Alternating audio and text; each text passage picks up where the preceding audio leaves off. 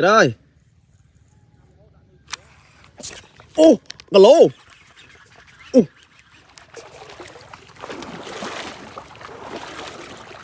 Ô, chô lại.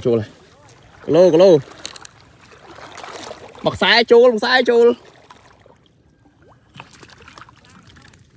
Trời mà ơi. Em nè.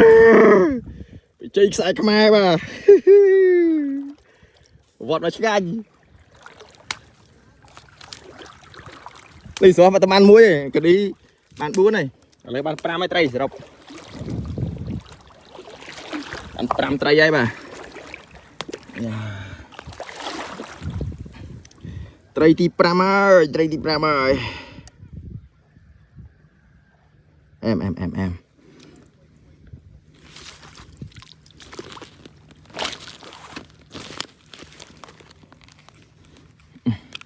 Ôi trời mày là